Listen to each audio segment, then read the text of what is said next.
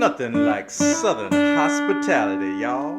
Hey, living in the South, good food in your mouth, brisket beans and mustard greens, the finest foods you'll ever eat, served with good old Southern hospitality, Southern hospitality. Come along, y'all. Welcome to Southern Hospitality. Today we are going to feature my dear friend Sherry. You see her shirt? You see her shirt? Southern Jaguars in the house. Yes, yes, yes. But anyway, we're going to feature her in her beautiful garden. So I'm going to let her tell you about everything she has going on out here. I initially met her when I was catering. Yes. She came, her and her husband came for a tasting. Her gumbo, the best ever.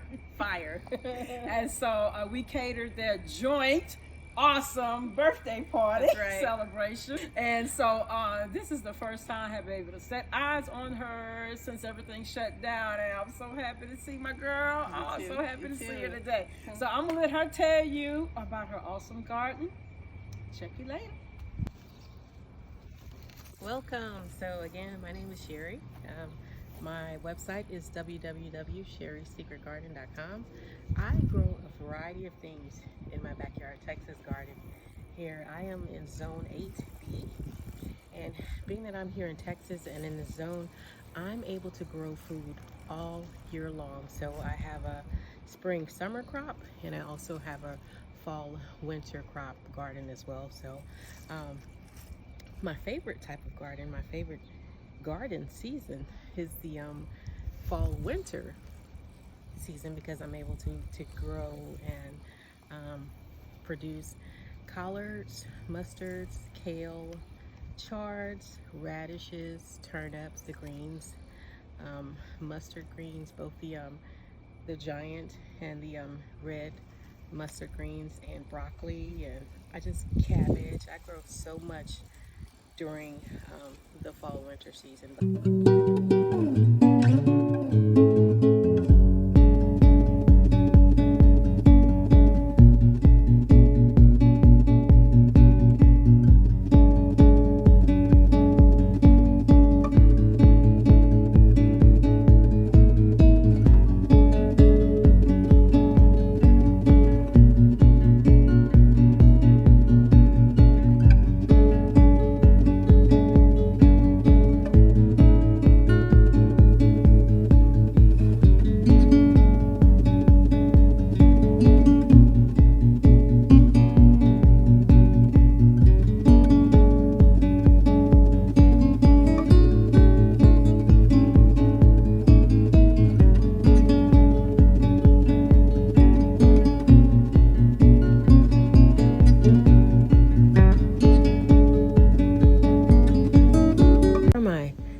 Snap and my sweet peas, they're growing up and down my trellis.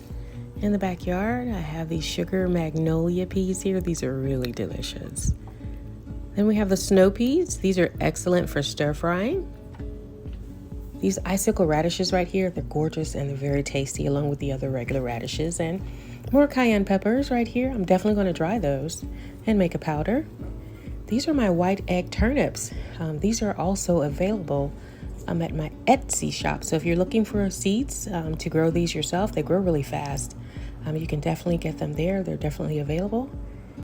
Okay, and I think the reason I really prefer growing in the fall and winter is because there are less pests for me to deal with them. I don't have to worry about many of the insects and bugs that we have here during the fall, winter that I have to worry about in the spring and summer, because again, I am pesticide free. Look at this beautiful cabbage, y'all. Tender, delicious, and of course I have to have fun in the garden too. But purple top turnips are really delicious and tender. And next we have my tatsoi mustard greens. These are delicious. And here's a leaf from one of my collard tree greens, okay? But I really enjoy growing all year long, but fall and winter is definitely my favorite time of the year. Again, less pests, and I'm able to grow a lot of food. And I was able to dry my cayenne peppers, and I made a super spicy cayenne powder with it. And just keep on growing. You all have a good one, okay? Focus on summer since it is summer here, and I just wanted to show you all. These are my corn plants. Now I grow my corn in grow bags. This is just so much easier for me. So this is the remnants of what remained after I've harvested. These contain both red corn. This is my red corn. Look how beautiful that is. It's ornamental, but this corn is also perfect for making grits or cornmeal. And it's a flint corn, so it's hard. It's not the kind that you eat right off the cob. You let it get hard and you grind it up to add to your cornmeal or your grits. But I grew both the red corn. I also grew Chucker's favorite yellow corn. That is also an amazing corn to grow in a grow bag. And they grow really well. They don't take much work. You do have to watch out for the corn worms, and I do have a remedy for that. I am a pesticide-free gardener, so the thing that helps me keep those at bay is mineral oil. And I can give you more information if you go to my webpage or my Instagram, my garden page. You'll see I like to give a lot of garden tips and techniques on my Instagram page, okay? And that page is My Backyard TX Garden. My Backyard TX Garden. But these little grow bags, I usually drop 4 to 6 seeds in each grow bag, and everything in my garden is from seed, so everything starts from a seed, and it does very well. Round 2, grow back corn. Let's get it.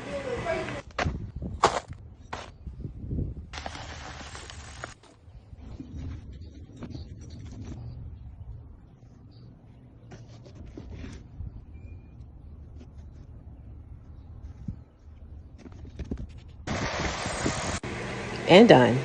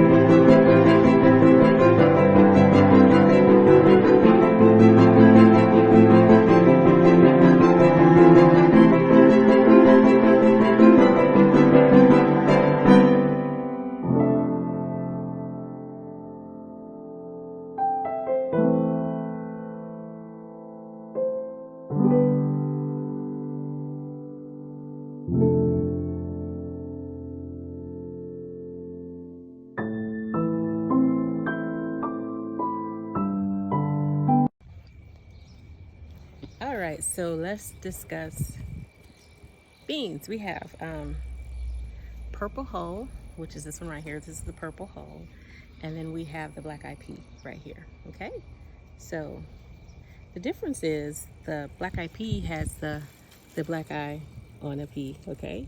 And the purple hull, it's a greener pea and it has a purple eye on it, okay? But they both taste equally delicious to me, okay? But I do grow both of them.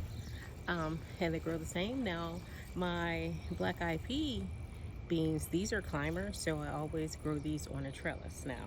However, the purple hulls that I'm growing, it is a bush bean, so it does not need a trellis at all. But you see that's doing really well. So we get a lot of these, okay? I'm really careful whenever I go to harvest these because there are yellow jackets that assist me in pollinating. So I give yellow jackets much respect because they're kind of territorial. But today is a great day. They're not out here. But these are cooked pretty much the same way. What I do when I harvest them is I like to harvest them fresh, and I will freeze them for later use, okay? But you can either cook them fresh or you can use them later. And then I know that sometimes when you have a bad storm, when your plant or something breaks, especially in my black eyed peas, what I started doing is when they're much smaller than this and tender, and I know they're not going to grow anymore, I've also cut them and cooked them like they were green beans. They're really delicious that way too, as well. So you're still making the most of a damaged crop sometimes when they get damaged. But Which one do you like? Do you like the black eyed peas or do you like the purple whole peas? Come to my website and let me know, okay? Hey everyone, right now, this is my okra. It is tiny. It's really tiny. You're gonna see what I mean once I insert some photos here so you can see how truly tall and large it really gets. But just showing you footage of how I harvest my okra pods from these really tall okra plants. I just gently pull the stalks and I cut the okra. Easy peasy. Okay, so my okras are on the right. Do you see how tall those plants are? They really get tall and they produce quite a bit, which I'm really happy with. So many different varieties that you can grow. And they love heat. They love this hot weather. And we get plenty of that here in Texas.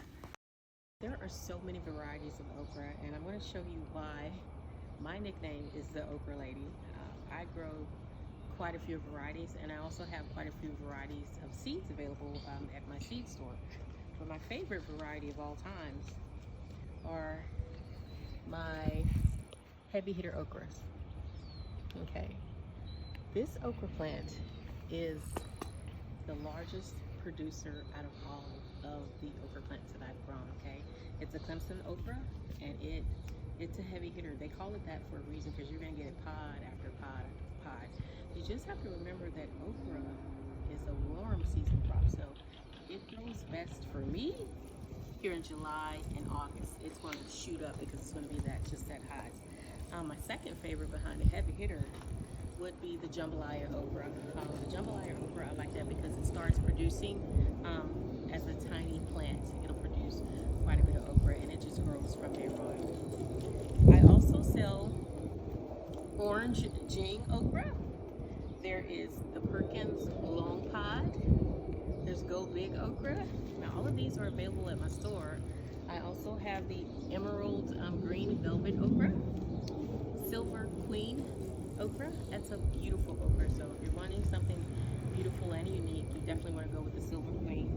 Of course, Clemson spineless. That's well known everywhere. I think everyone grows the Clemson spineless. This is something new. It's the country. Country Hill okra. It's like a red pod. I'm going to show you photos of that. That's a beautiful one as well. Also, I have the Alabama red. I'm not currently growing it, but I am going to drop a few seeds for that Alabama red okra. It's a beautiful okra. Cow corn is a great one too. And in case you can't hear me, I'm going to make sure I list the names of these on the website. Star of David is a beefy,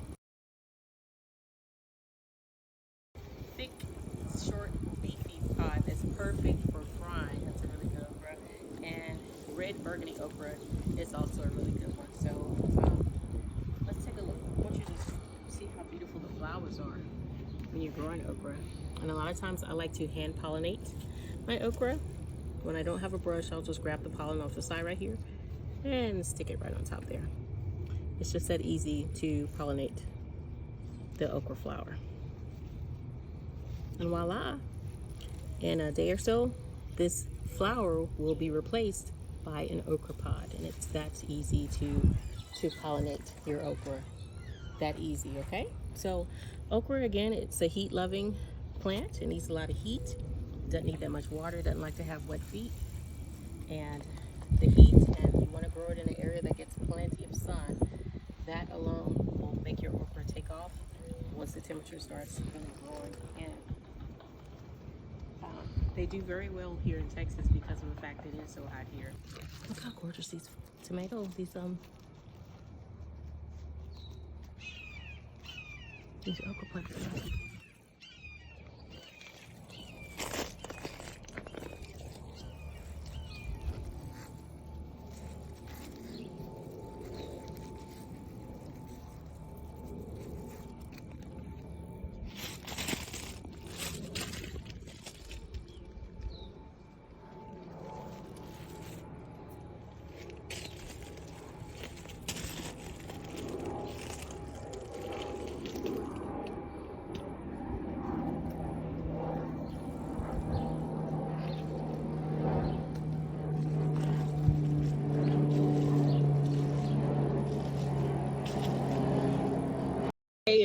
I'm going to quiz my teenage boys on the various, what type of okra is which. Okay, we're gonna get started.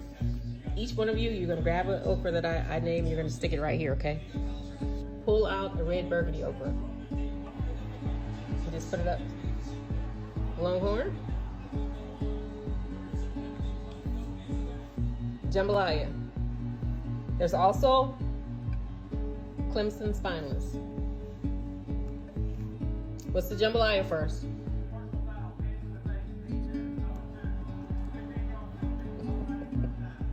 Which one is the jambalaya okra? Jambalaya, yes. The darker is the jambalaya. Okay? And then when it's okay, the lightest is the longhorn. The jambalaya is the darkest green. Okay? You guys got it? Good job. Okay, so to review, we have the longest right here. This is the longhorn. This right here is the Clemson spineless. Red burgundy, of course, and the jambalaya. If you can see, the jambalaya is the darkest of the okra.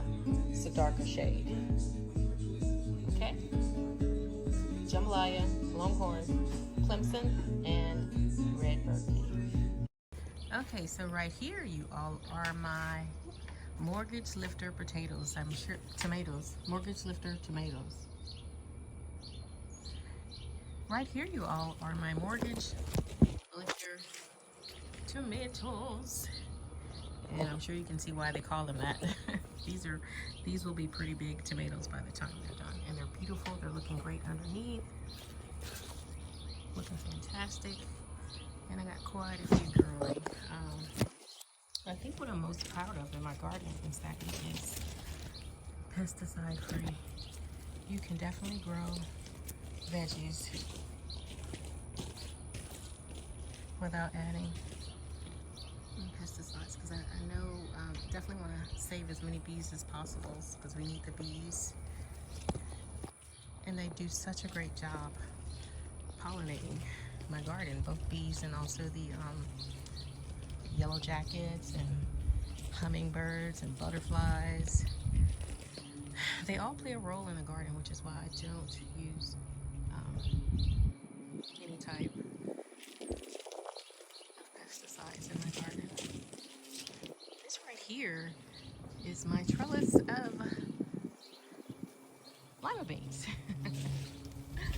These are so easy to grow, and they're so delicious as well. Easy to grow and delicioso. Look how beautiful these are. Who doesn't love a bowl of lima beans? Well, some people don't, so just like some people don't like okra, but right here, I am a fan. I'm growing several different types of lima beans on this trellis. Start one side with the speckled calico, and the other side, let's see if I can open this one-handed. So, yeah, two different varieties, but all equally delicious. So, and these are all growing on a trellis. I think I started these back in March, or was it April?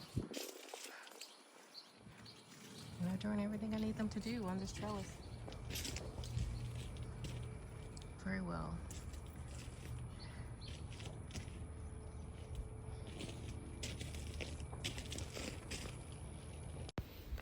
My family of four, I have my husband and my two boys. We are definitely some bean eaters. Now, beans and peas, cowpeas, black-eyed peas, lima beans, they are very good for you, not only because of the fiber and the nutritional content of it, but it's just a good, hearty meal. So if you have a little bit of space in your garden and you want to grow something that doesn't take much of your time, definitely drop a few beans in the soil. They're going to take care of everything they need to do, and they're going to end up dropping nitrogen in the soil. It's a nitrogen fixer. So whatever you grow after you pull up your beans, after you're done growing your beans, they will do very well in that garden. So they're good for you, and they're good for your garden. This is my first time growing back black beans, and I will grow these every year as well.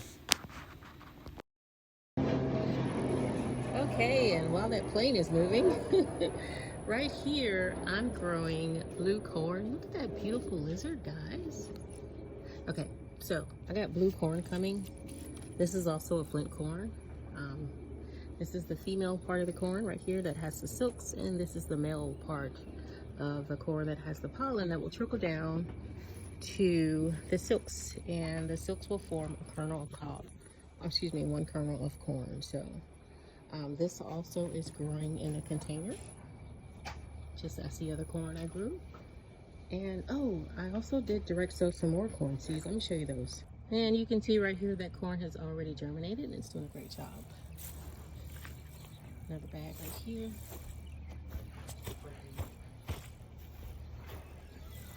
And right here. More corn.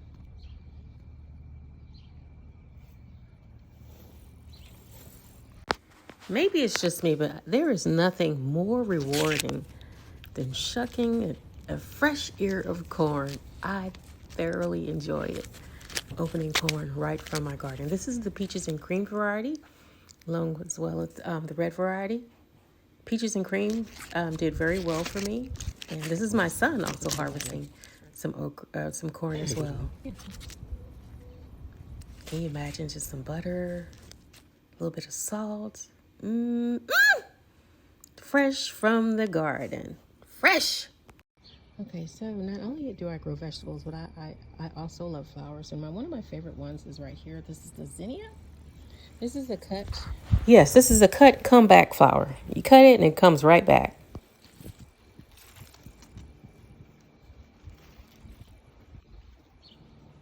So not only are zinnias easy to grow, but they attract many, many pollinators, and it's very easy to save the seeds from these as well. So if you're not growing any, you should definitely think about growing zinnias or adding zinnias to your garden. If you're needing seeds, I do have some available at my seed store. These are beautiful, beautiful, beautiful flowers, many colors. It's beautiful right here, y'all. This is my midnight snack tomato plant. How gorgeous are these? They're not quite done yet because this green is going to turn red when they're ready, and that purple is going to be a little more, almost like a black color. But how gorgeous. These are some gorgeous tomatoes. Gorgeous and delicious. So gardening for me is very therapeutic. I enjoy it. I got started. My father was a gardener. We had a garden in our backyard.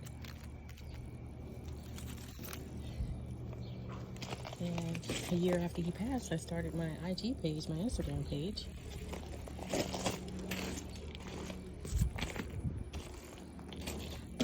This one pollinate.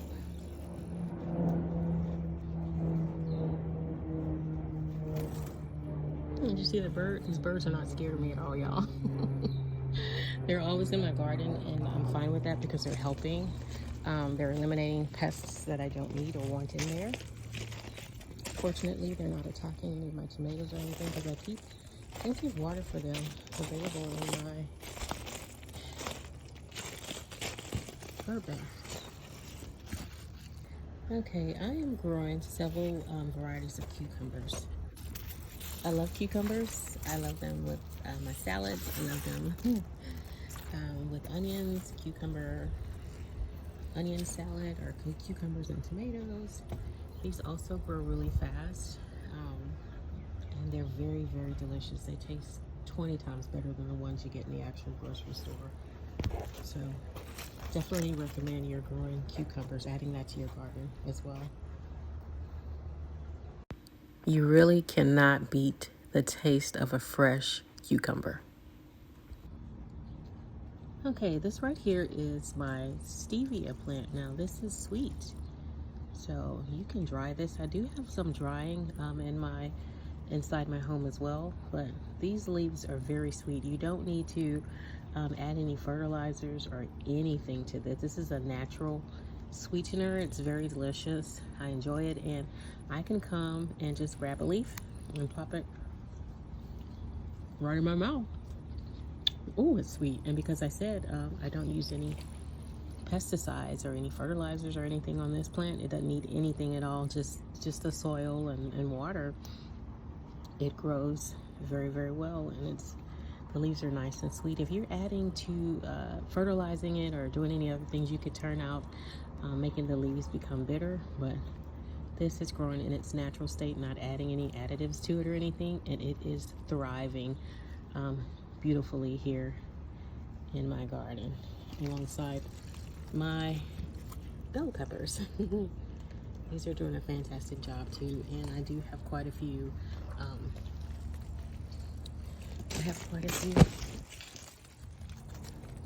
jalapeno peppers growing too. So we just had a rain here, and these are doing really well. So there's quite a bit. Even though this garden is small, it's not as large as some of the farms who I've been to, you can still grow quite a bit of food. Just plan it out, take your time, and you'd be amazed at how much you can grow in your garden, like potatoes. I've grown potatoes, garlic, onions. It's quite a bit. I'm going to end my video by showing you some of the harvests I've had in the past, and I think you'll be amazed that I'm able to grow so much food in such a small on a small patch, because my yard is huge and I don't use the entire yard because I have boys, and of course boys like to have fun, soccer, football, whatever it may be. So once we do move in again, we'll get a yard, a large enough yard that I can definitely take advantage of its size and not have to worry about leaving room for my almost grown children to be in. So gardening is therapeutic, it's fun, it's easy, it's nice, and I think you'd enjoy it as well if you give it a try. Again, you can reach me at Sherry's Secret Garden. That's www.sherry'ssecretgarden.com.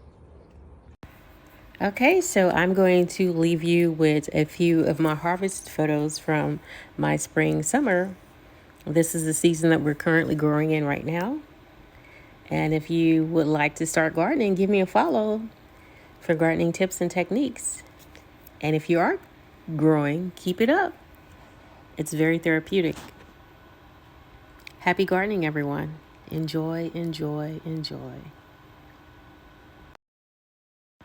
Who's ready to get their grow on? You ready? Get ready.